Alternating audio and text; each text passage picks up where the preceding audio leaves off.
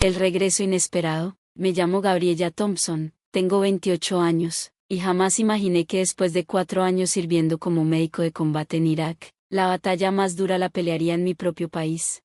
Todo empezó con un mensaje de voz débil, apenas audible, de mi abuela Leonor. Su voz temblorosa me puso la piel de gallina. Algo dentro de mí me gritó que algo no andaba bien. En cuestión de horas moví cielo, mar y tierra para conseguir un permiso de emergencia, pero, aunque logré regresar, nada me preparó para lo que encontré: una casa vacía, una mujer agonizando, y una traición que rompería a mi familia para siempre.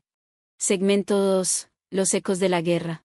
Durante 4 años, el calor abrasador del desierto y el polvo pegado a la piel se habían vuelto parte de mi rutina. Como médica de combate, había visto el lado más cruel del ser humano, pero también la fuerza más increíble del espíritu cuando alguien se niega a rendirse. Mi unidad se había convertido en mi familia, nadie más podía entendernos. Nos unía algo más fuerte que la sangre, la supervivencia compartida. 3 semanas antes de mi regreso, nuestro convoy fue emboscado. Todavía puedo oír la explosión, los gritos, el sonido metálico del vehículo volcando frente a nosotros. No pensé, simplemente actué. Corrí con mi mochila médica en la mano, ignorando las balas que silbaban cerca. Thompson, espera cobertura, me gritó alguien. Pero no podía esperar. En ese umbe había 4 de mis hermanos, con quienes había compartido comidas, risas y miedo.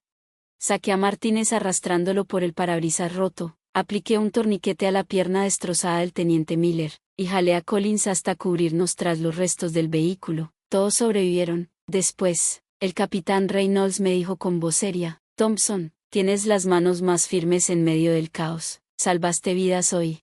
Yo solo asentí, por dentro me sentía vacía. Cada misión dejaba cicatrices invisibles, arrancando pedazos de mi alma. Segmento 3. La llamada de auxilio. Un día, durante un rato libre en la base, escuché el mensaje de mi abuela otra vez. Su voz era apenas un suspiro. Perdón por molestarte, cariño, sé que haces un trabajo muy importante, pero no me he sentido bien. Tus padres no me contestan las llamadas. No te preocupes, estaré bien, te quiero, Gabriella. Me recorrió un escalofrío. En toda mi vida, mi abuela nunca se había quejado. Era una mujer fuerte, que crió sola a mi madre mientras mi abuelo William servía en Vietnam, y después me crió a mí cuando mis padres preferían perderse en sus viajes exóticos. El capitán Reynolds me encontró sentada, mirando el teléfono, con la comida intacta frente a mí. Thompson, pareces haber recibido órdenes para otra guerra, dijo. ¿Qué pasa? Le conté el mensaje, de mi presentimiento. Escuchó en silencio y finalmente dijo: las licencias por emergencia familiar existen por algo, haz el papeleo, yo me encargo del resto. Conseguir la aprobación fue un infierno burocrático: formularios, firmas, permisos, sin pruebas de gravedad. Todo se movía lento. 3 días estuve llamando a mis padres sin respuesta, tampoco mi abuela contestaba. Reynolds movió contactos para acelerar el proceso. Tu historial es impecable, Thompson. Si tu instinto dice qué decirte, eso me basta, me aseguró. Segmento 4. El viaje a casa. Cuando finalmente me dieron la autorización, mi unidad se reunió para despedirme. Tráenos café decente cuando vuelvas, bromeó el especialista García abrazándome. Cuida a tu abuela y regresa entera, me dijo Collins con la voz áspera y los ojos brillosos. El capitán Reynolds me dio un apretón de manos y luego un abrazo rápido. Pase lo que pase. Recuerda que tienes familia aquí también, susurró. El viaje de regreso fue una cadena interminable de transportes militares y vuelos comerciales. En cada escala, marcaba el número de casa, nadie contestaba. No avisé a mis padres que regresaba. Parte de mí quería sorprenderlos, ver su cara cuando su hija soldado apareciera sin aviso, pero otra parte, la que aprendió a desconfiar en zonas de guerra, quería observar primero. Cuando llegué a mi ciudad natal, todo se veía extraño. Las calles limpias, los jardines perfectos, el silencio de los suburbios. Después del caos de Irak, todo me parecía artificial. Le di al taxista la dirección de mi abuela. Algo en mí sabía que tenía que ir directo ahí. Segmento 5. La casa vacía. Desde que el taxi se detuvo, sentí que algo andaba mal. El césped estaba crecido, las flores marchitas, los periódicos amontonados y amarillentos, las cortinas cerradas. Pagando al conductor, me quedé en la banqueta con un nudo en el estómago. Mi abuela siempre mantenía su casa impecable. Ese abandono no era normal. Busqué la llave escondida en la piedra falsa del jardín y entré. Dentro, el silencio era pesado. Solo se oía el tic-tac del reloj del pasillo. El aire olía a encierro y enfermedad, un olor que conocía demasiado bien. Abuela, llamé, con la voz resonando por las habitaciones. Soy Gabriella. Nada.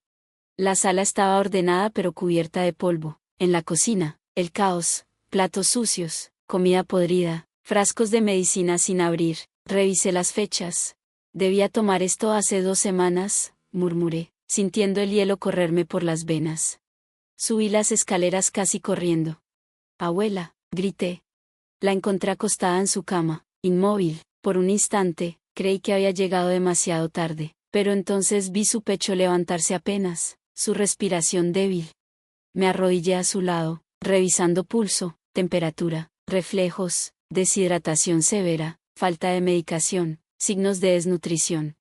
Abuela, soy yo, le dije, tomando su mano, vas a estar bien, ¿me oyes? Abrió los ojos, turbios, pero me reconoció. Gabriella, no deberías estar aquí, tu servicio. SHHH, no hables, estoy donde tengo que estar, le dije marcando al 911. El mensaje del abuelo. Mi abuelo se inclinó hacia la cámara con una expresión tan seria que hasta la pantalla parecía tensarse. Gabriela, dijo con esa voz grave y pausada que siempre imponía respeto, siempre has demostrado el mismo sentido del deber y del honor con el que yo traté de vivir. Por un momento, su mirada pareció atravesar el tiempo. Si estás viendo esto, significa que algo dentro de ti ya te hizo sospechar que algo andaba mal con tu abuela, y déjame decirte, mi niña, que ese instinto tuyo nunca se equivoca, te ha salvado en el ejército, y también te va a servir ahora, aunque el enemigo no esté armado, sino escondido en tu propia familia. Su expresión cambió, la dureza se suavizó y una sonrisa cálida, esa que siempre me hacía sentir segura, iluminó su rostro. Estoy muy orgulloso de ti, de la mujer en la que te has convertido, de tu servicio a nuestro país y del cariño que siempre le has tenido a tu abuela.